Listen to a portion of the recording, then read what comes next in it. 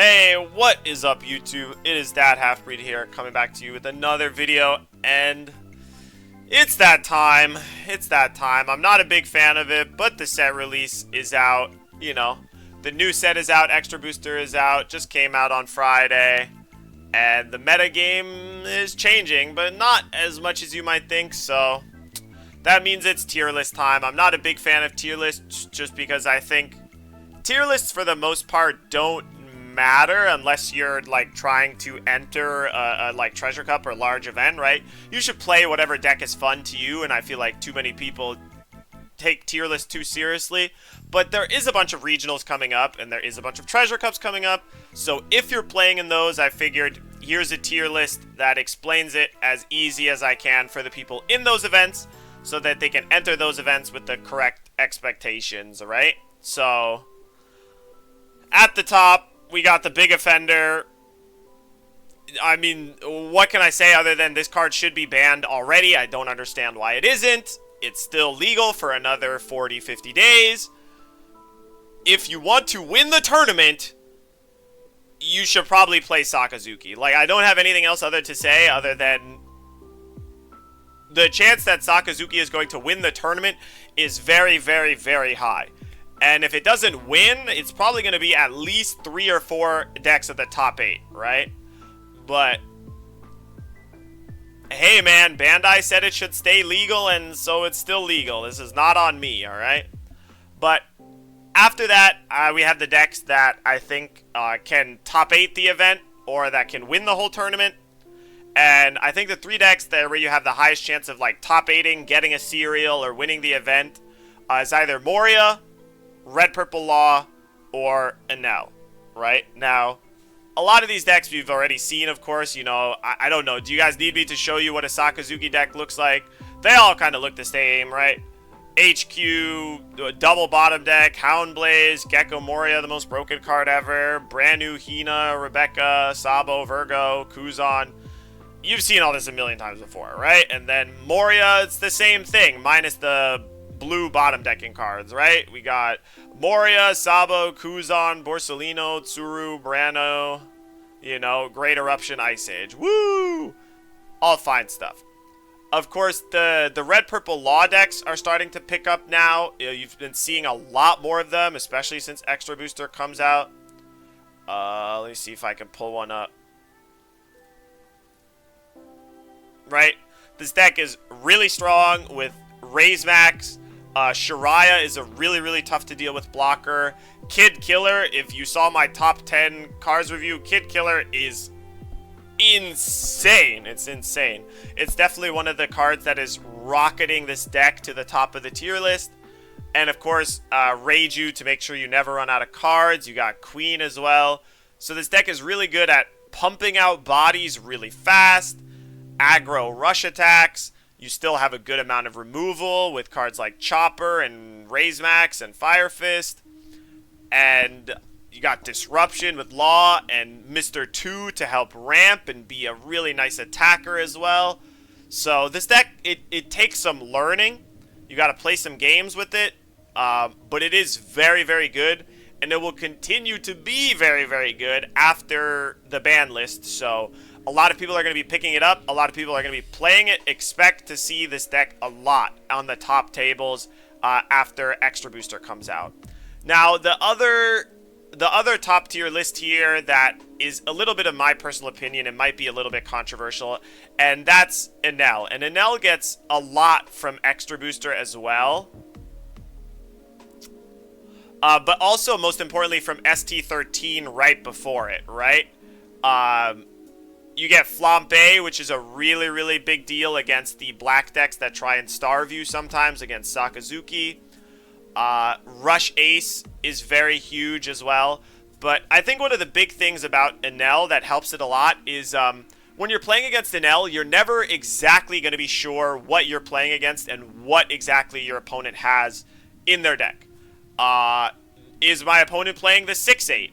Is my opponent playing Shirahoshi, the new blocker that you can't KO with any effects, right? Are they playing the Sky Island package, you know? Are they going to rush an Elmi? There's an entirely new version of the deck that you can build now with the new Sky Island cards. They could be playing I Am God.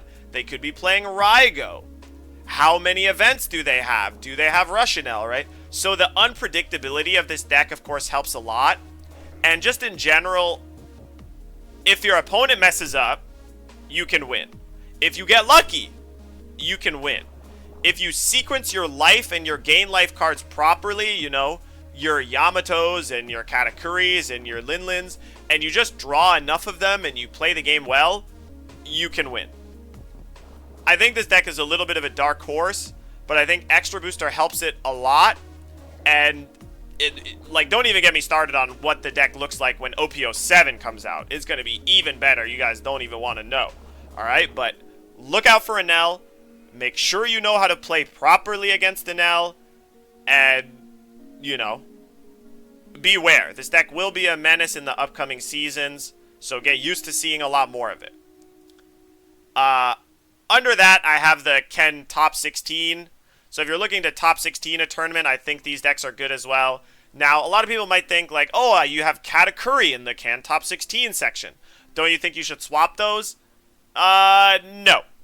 Because with Katakuri, you know how I said when if Enel, if you get lucky, you can win?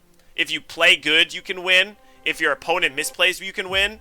Well, Katakuri, only one of those things are true. If you get lucky, you can win. If you don't get lucky, you lose. Just, that's it. Right? So, if you like gambling, you can play Katakuri. It's still a good deck. It's not bad, per se, but it's not a deck that in any way, like, relies on your player skill or anything like that, right? So, just show up with triggers in your deck, hope the triggers hit, and if you hit, you'll do well. You'll do well. Trust me, you'll do well. But the chance of you winning the whole tournament off of luck alone, very, very low. Not likely. Don't count on it, all right? Don't count on it. Outside of that, we have Whitebeard and a Black-Yellow Luffy. Black-Yellow Luffy becoming a lot more popular now. Definitely really strong. It's a very, very aggressive deck with a good amount of blockers too, right? You got Rush Ace, and all of the children in the deck make it so that your leader is often very huge.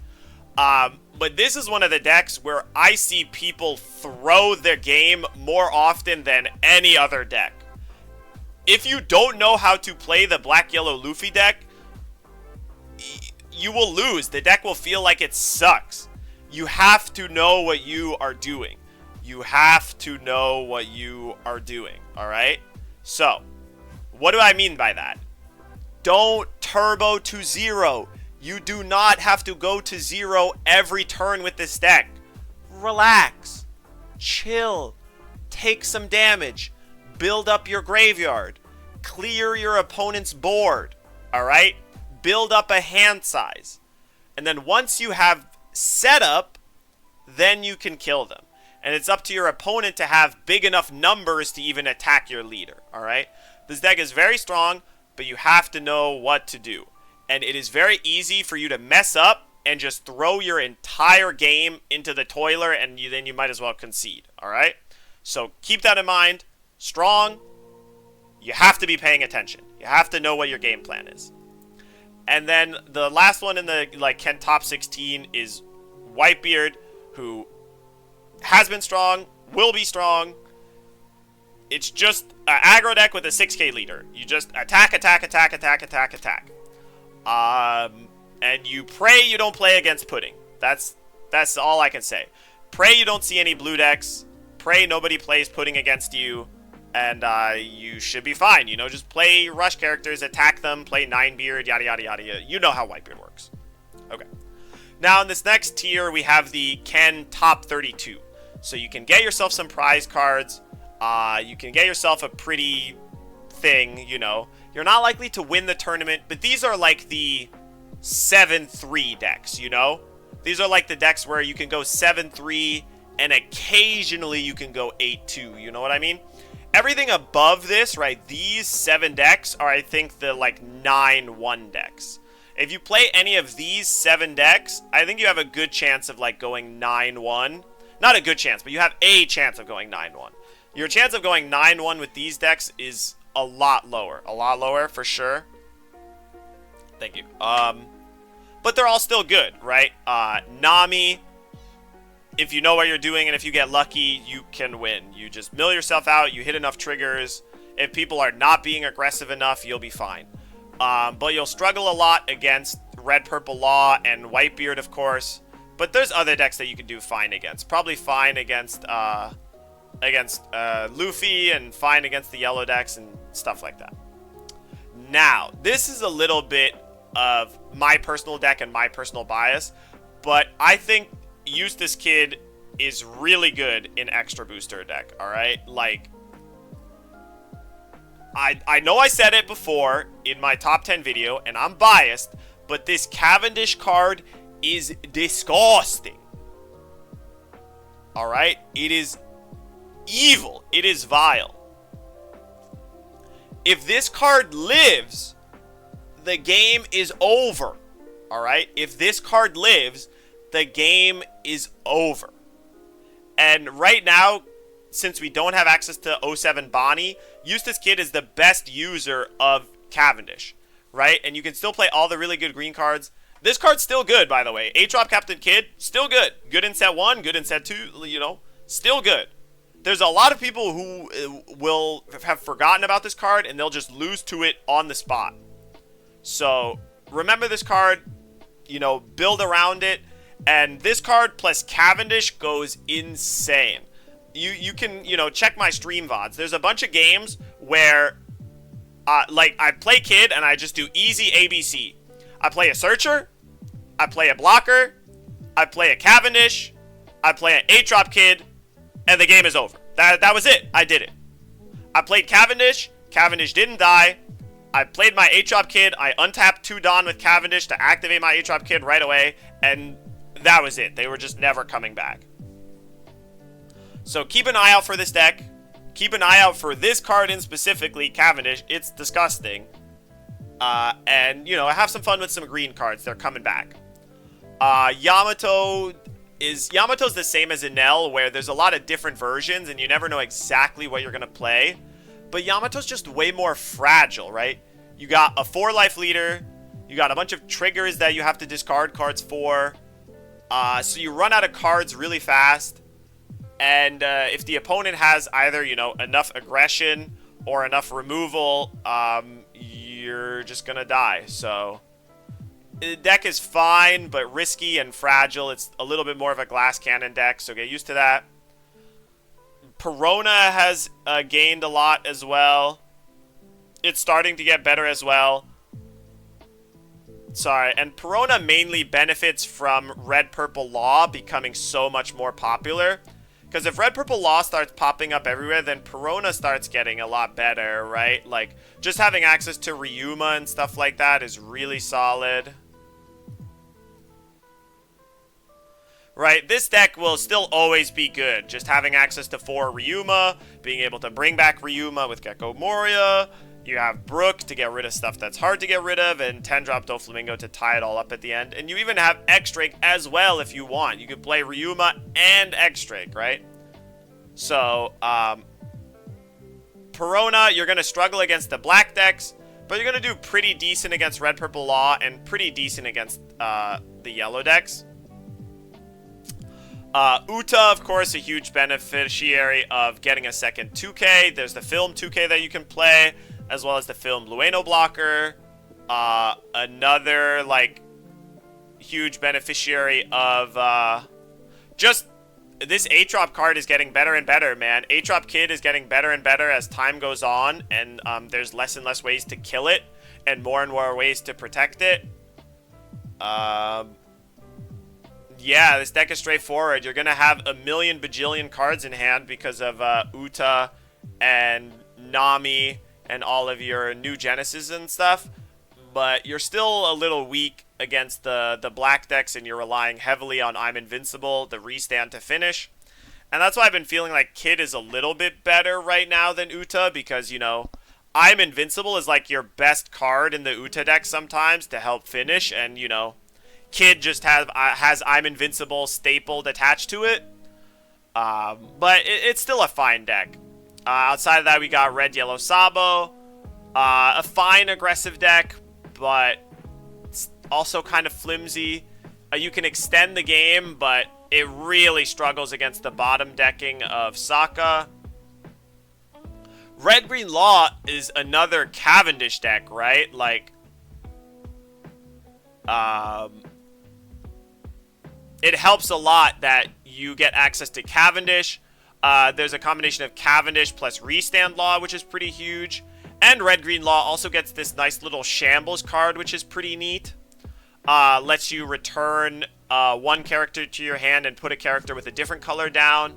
So it's really nice to, you can like play Bonnies early and then pick up the Bonnies to put down these red characters, or sometimes, you know, you can pick up a red character and put down a Bonnie. So if you liked this deck back in the day, I definitely think now is a decent time to reanimate it and try and give it a go, both with Cavendish and Shambles. But again, you're going to be struggling against the black decks that have Lucci and double bottom deck here, but still, you're still fine against a lot of other stuff. Reiju's plain and simple. You just put all the Reiju cards in the deck. This deck used to be higher, but you can basically never, ever, ever, ever beat Red Purple Law. So that sucks. It's like Red Purple Law is going to beat Reiju 9 times out of 10, if not 10 times out of 10. And then last on the Ken Top 32 list, we have Purple Luffy. Purple Luffy kind of got forgotten for a little bit, but it's still totally fine. And most importantly, it gets some really nice new cards in the form of Mr. 2. Mr. 2, and you can even play Hitokiri Kamazo, which helps in some matchups. Clearing up the little dudes. And now that Red Purple Law is around and there's a bunch more decks that are attacking for 5k a bunch, the Luffy deck can go back to playing 7-drop Kid. And yeah, it's just really easy to ramp to 10, play a million blockers with Queens and Kids and Laws, and then kill them with a Kaido, you know?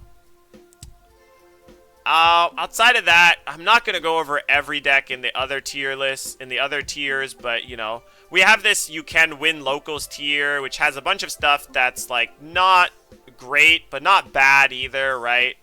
Kinemon, Zoro, Ivankov, Ace, Blue Dofi, the Red-Green Luffy that can play Cavendish as well, Rebecca, Magellan, Ace, Iceberg, Lucci, oh god, what's her name?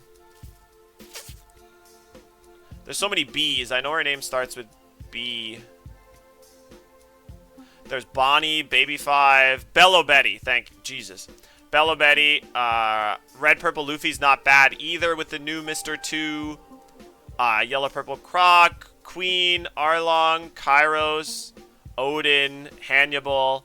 And then last but not least, we have the, you know, don't play unless it's your fave.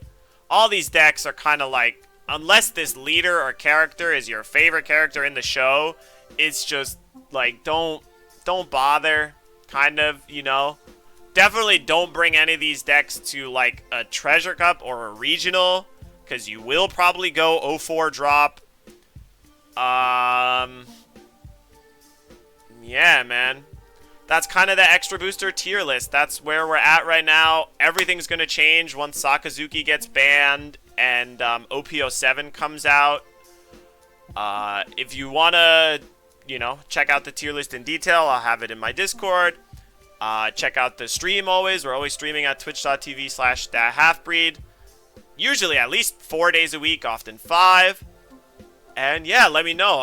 You know, the deck list you can always ask me for the deck list. We'll show them again. And I'm going to have a Patreon tier with access to every deck list that I've ever made in the sim, basically ever. That'll be up soon. So hopefully, guys, you'll, you know, support me on Patreon and other places like that. You know, don't forget to like, comment, subscribe, say hi, and have a good one, everybody. I appreciate y'all. sail the seven seas happily.